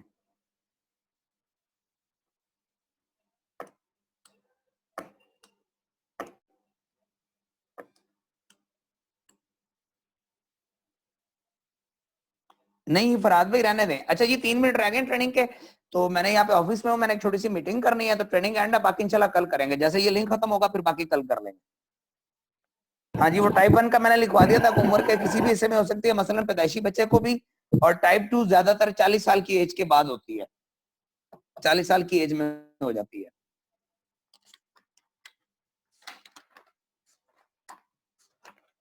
चलें जी, वेरी गुड, हो गया। अच्छा जी, अब ये हफ्ते वाला दिन ना हमारा ये सेशन कंप्लीट हो जाना है, तो कोशिश करें कल जुमा है, कल हमारी ट्रेनिंग नहीं होगी, तो आप लोगों ने ना अपने अपने नोट्स तैयार करके, तो लीडर्स ने काइंडली मुझे पिक्स बना के सेंड करनी है सब लोगों ने कि सर हमने तैयार कर लिया है, क्लियर। तो जब नोट्स आपके प्रिवेंशन वाले कंप्लीट हो जाएंगे तो हम ओजोन स्टार्ट करेंगे, फिर उसके बाद ब्लड सर्कुलेटरी मसाजर है, वो डॉक्टर वकास साहब है मुल्तान से, इंशाल्लाह वो करवाएंगे, ठीक है ना। तो मैंने डॉक्टर साहब से रिक्वेस्ट की है, वो नोट्स तैयार कर रहे हैं, उन्होंने हमें बड़ी अच्छा सेशन करवाया, बल्कि मैंने वो YouTube का लिंक भी भेजा था, जो छोटा सा सेशन मैंने ना एक थोड़े से ग्रुप का किया था 35-40 के डैमेज होने से होता है, यानी वो जो पहले शरेयान स्मूथ थी, ब्लड इजीली जा रहा था, जब उसमें डैमेज हुआ तो वो जो चिकनाई या खून वहां पे जमना शुरू हो गया ना, जैसे ये आपको साथ में नजर आ रहा है ना, लिपिड डिपॉजिट ऑफ प्लॉक, ये यहाँ पे चिकनाई जम गई है। सर जी ये दोबारा से करवा दें। एथेरोस्क्लेरोसिस का आगाज एंडोथीलियम के, अच्छा यहाँ पे 2 लफ्ज है मेरे पास, एक डैमेज है एक हार्ड है। एक डॉक्टर साहब ने कहा था डैमेज होती है, एक डॉक्टर साहब ने कहा था हार्ड हो जाती है, जब वो सख्त होती है ना, लचक उसकी खत्म होती है, तो फिर एंडोथीलियम जो है ना वो उसमें प्लाक बनना शुरू हो जाता है। मेरा ख्याल है दोनों ही सही है, यानी आप डैमेज भी लिख लें और ब्रैकेट में हार्ड भी लिख लें। हार्ड या डैमेज हार्ड होगी तो डैमेज ही होगी, बात तो एक ही है वैसे। तो दोनों एक ही चीज है ये। जी जी, क्योंकि जब वो हार्ड हो जाएगी, इसका यार एक चीज लचकदार है, जब वो हार्ड होगी इसका मतलब डैमेज तो हो गई जी, जो कि प्लॉक बनने का बाइस बनती है। प्लॉक मतलब है चिकनाई जम जाती है, यानी जब आप समझ लें कि कार्डियोवैस्कुलर होता क्या है ना, दिल की बीमारी होती क्या है, या दिमाग की सेरिब्रल बीमारी, जहां पे ये दिमाग की शरेयान समझ लें, इसमें जब चिकनाई जमना शुरू हो जाएगी गलत खुराक से हमने अच्छी खुराक नहीं खाई, जो हमारे लिए हेल्दी नहीं थी, हमने वो इस्तेमाल की, तो ये चिकनाई जम गई। जब ये जम जाती है तो खून की नाली टाइट हो जाती है, ये समझ लें, लिखिएगा नहीं, इसको समझ लीजिए सिर्फ, ठीक है। जब खून की नाली टाइट हो जाती है तो जो दिल का मरीज है वो उसके दिल में दर्द होती है, चूंकि खून फंस के गुजरता है वहां पे, या अगर दिमाग का मरीज है तो सर में बड़ी दर्द होती है, आधे सर में बड़ी दर्द होती है, ठीक है। अब होता क्या, वो बंदा ना जब पेन किलर लेता है ना, जैसे कि मैं नाम दे देता हूं डिस्प्रिन का, जब वो पेन किलर लेता है तो उसका खून पतला हो जाता है। जब खून पतला होता है ना तो फिर वो खून फ्लो के साथ, यानी ये जहां पे आपको ये अपना फरहाद भाई, ये जो चिकनाई वाली है ना, ये जरा बड़ी करें शरेयान, इसको बड़ा करें, जूम करें इसको। कंप्यूटर पे है, इस पे नहीं होगी जी, क्या कंप्यूटर पे ऑन की है, इस पे नहीं होगी सर। आप नहीं, आप मोबाइल पे हो कंप्यूटर पे हो? मैंने कंप्यूटर पे स्लाइड शेयर की हुई है। अच्छा अच्छा अच्छा अच्छा, कंप्यूटर पे शेयर किए हुए हैं। ये जो यहाँ पे येलो येलो जमा हुआ आपको नजर आ रहा है ना, narrowing of artery. Sir ji computer के ऊपर होता है निशान, जूम का, जूम आउट का, चले कोने कोई नहीं, पे वैसे ऊपर भी होता सबको समझ आ रहा है। ये दो शरेयाने हैं, एक नॉर्मल है, समझ ले, छोड़े उसको, एक नॉर्मल है और एक के साथ चिकनाई जमी हुई है। जब दिल का मरीज होता है ना बंदा, ये हार्ट पेशेंट की समझ लें, ये हार्ट पेशेंट की शरेयान है। अब खून यहाँ से जिसने नॉर्मल जाना था वो फंस के गुजर रहा है, तो वो क्या करते हैं कि चूंकि शरेयान पतली हो गई तो वो हमें ऐसी पेन किलर देते हैं जो खून को पतला करते हैं, जैसे डिस्प्रिन है, ठीक है। अब डिस्प्रिन जब खून को पतला करती है तो जो पेशेंट होता है उसको दर्द नहीं होती और खून फ्लो से गुजर जाता है। अब लोग कहते हैं बाईपास करवाते हैं। बाईपास क्या होता है कि जहां पे चिकनाई जम के शरेयान बंद हो गई ना, जहां पे चिकनाई जम के शरेयान बंद हो गई, अगर मैं देखूं यार, पता नहीं वो स्क्रीन, एक बोर्ड शेयर हो सकता है यहाँ पे ना, नहीं हो सकता। अच्छा, जब चिकनाई जम जाती है ना, बल्कि ना एक दफा स्क्रीन को साइड पे करें, ये स्लाइड साइड पे करो, कैमरा ओपन करो मेरे वाला फराज जी, मैं जरा समझा देता हूँ। ये समझ लें ये खून की शरेयान है ना, और ये जहाँ पे आपको इंक नजर आ रही है ना, ये समझ लें कि ये चर्बी वो चिकनाई जम गई या ब्लड जम गया ना। अब ये बंदा हार्ट पेशेंट हो गया ना, कार्डियोवैस्कुलर का पेशेंट हो गया। अब बाईपास क्या करते हैं, बाईपास में वो ये करते हैं कि जब यहाँ से शरेयान बंद हो गई, अब वो पहले तो वो डिस्प्रिन देते रहते हैं, मेडिसिन देते रहते हैं, गोली से काम चलता रहता है, खून पतला होता है, गुजरता रहता है, पहले मेडिसिन कम होती है फिर मेडिसिन बढ़ाते जाते हैं। फिर एक दिन आता है वो बंद होती है तो कहते हैं इसका जल्दी आप बाईपास करवा लें, अब बंदे को हार्ट अटैक हो जाएगा। अब वो करते क्या है, अब वो ये करते हैं कि इस चिकनाई को नहीं निकालते ना, इस चिकनाई को नहीं निकालते, वो क्या करते हैं, इस वेन को यहां से बंद कर देते हैं, दोनों साइडों से काट के बंद करते हैं। पिंडली में से या पांव की तली के नीचे से, पांव के तलवे के नीचे से एक वेन निकालते हैं और जो ब्लड जा रहा होता है उसको यहां से साइड से गुजारते हैं, वेन डाल देते हैं, यानी उसको कहते हैं बाईपास कर दिया। जैसे हम नहीं कहते तू मुझे बाईपास कर रहा है, ठीक है, अब ये बाईपास हो गया। अब वो जो ब्लड वहां से जाना था, अब वो बाहर से नई वेन के जरिए गुजरना शुरू हो जाता है। और जब वो गुजरना शुरू होता है तो फिर ऐसे पेशेंट को जो मेडिकल लाइन में डॉक्टर्स हैं वो कहते हैं कि अब आपने ये वाली जो टैबलेट है ना, आपने सारी जिंदगी खानी है। क्यों खानी है, जिस रीजन की वजह से वो चिकनाई जमी थी ना, ये वो नहीं निकाल पाए ना, एलियो में इसका ट्रीटमेंट नहीं है, वो इसको निकाल नहीं सकते ना। वो क्या करते हैं, इसको बाहर से नई रास्ता दे के फिर उसको कहते हैं कि जिस वजह से वो चिकनाई या ब्लड जम रहा है ना, वो तो हमसे नहीं होगा, चलो ये है कि वक्ती टैबलेट खाते रहो ताकि दोबारा ये चिकनाई ना जमे, ताकि ये दोबारा ब्लड ना जमे। तो होता क्या, फिर वो ब्लड बाहर से जाता रहता है, लेकिन वो जो मेडिसिन देते हैं उसको खून पतला करने के लिए या क्लॉटिंग रोकने के लिए या प्लॉक रोकने के लिए, तो वो फिर यहाँ गुर्दों पे असर करता है या फिर उस पेशेंट के लिवर पे असर कर देता है। क्लियर हो गया, तो इसको कहते हैं हार्ट का पेशेंट हो जाना। अगर स्टड डालते हैं तो फिर ये करते हैं, वेन काट के यहाँ पे मसनूई वॉल डाल देते हैं, फिर उसके बाद कहते हैं आपने सारी उम्र के लिए मेडिसिन जो है ना वो यूज करनी होती है। क्लियर हो गया, आप अगले पॉइंट पे लिखें। इसके अलावा एक तो मैंने ये समझा दिया कि प्लॉक क्यों बनता है, हमने ऊपर लिख दिया, लेकिन प्लॉक बनने की एक और रीजन भी है। इसके अलावा जब इंसानी जिस्म में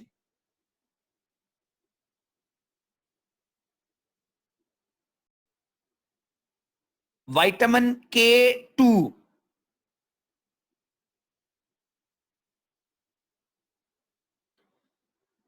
की कमी हो जाती है,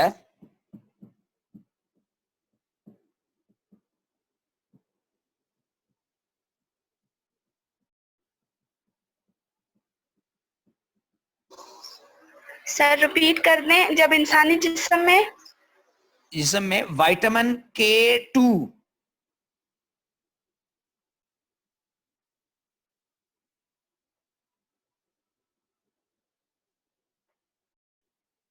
विटामिन K2 की कमी हो जाती है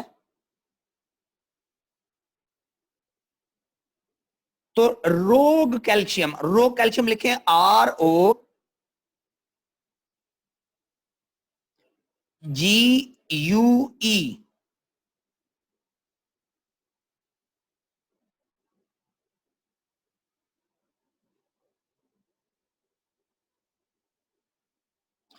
रोग कैल्शियम कोलेस्ट्रॉल के साथ मिलकर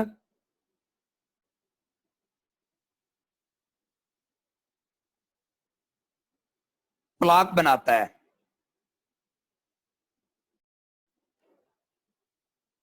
सही, दोबारा बताइएगा जी। इसके अलावा जब इंसानी जिस्म में विटामिन K2 की कमी हो जाती है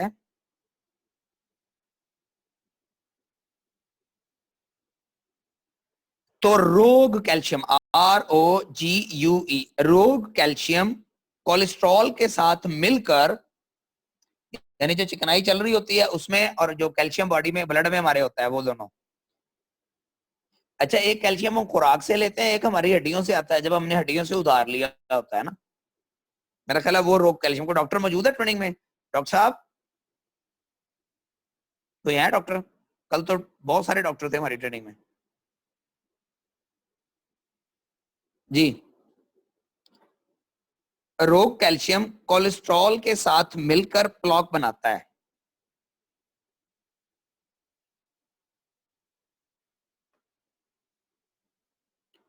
जो कि प्लॉक, PLAQUE, प्लॉक, चिकनाई का जम जाना, जो कि खून की नालियों को तंग करके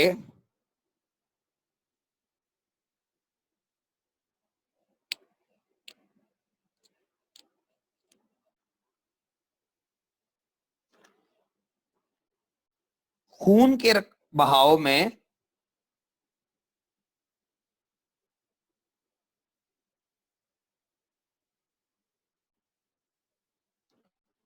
रुकावट बनता है, जिसकी वजह से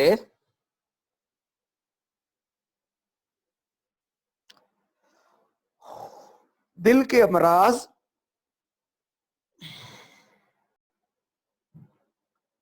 लगते हैं।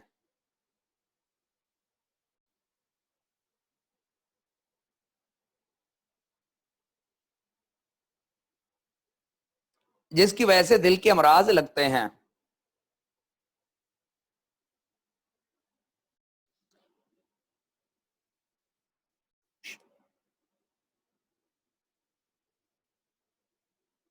इसके मैं दोबारा बता देता हूं। इसके अलावा जब इंसानी जिस्म में विटामिन K2 की कमी हो जाती है तो रोग कैल्शियम कोलेस्ट्रॉल के साथ मिलकर प्लॉक बनाता है, जो कि खून की नालियों को तंग करके खून के बहाव में रुकावट बनता है, जिसकी वजह से दिल के अमराज लग जाते हैं। सर जी प्लीज, एक लाइन की समझ नहीं आ रही, बाकी तो मैंने सारा नोट कर लिया सर। ये जो एंडोथेलियम के आगे और इसके अलावा जिस्म, इसके दरमियान जो लफ्ज है ये समझ नहीं आ रहे, बाकी मैंने सारा नोट कर लिया सर। कौन सा वाला? एथेरियोस्क्लेरोसिस का आगाज एंडोथेलियम के हार्ड होने से होता है, डैमेज होने से होता है। जी सर, जी सर, यही। हाँ, ये मैंने स्पेलिंग आपको लिखवाई नहीं थी एथेरियोस्क्लेरोसिस के? ये तो सर मैंने नोट कर लिया, एंडोथेलियम के हार्ड होने से होता है, जो के प्लॉक, PLAQUE, प्लॉक बनने का बाइस बनती है।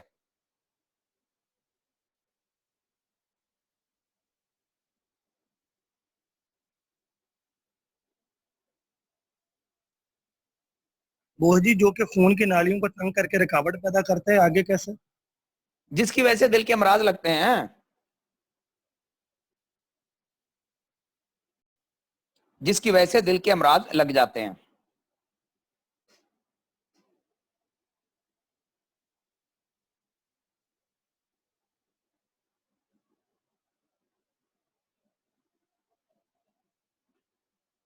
यहां तक क्लियर हो गया? मैं एक दफा पढ़ दूं दोबारा सारा डिटेल से, किसी का कोई लफ्ज रहता तो लिख लीजिएगा। हाँ जी, पढ़ दूं?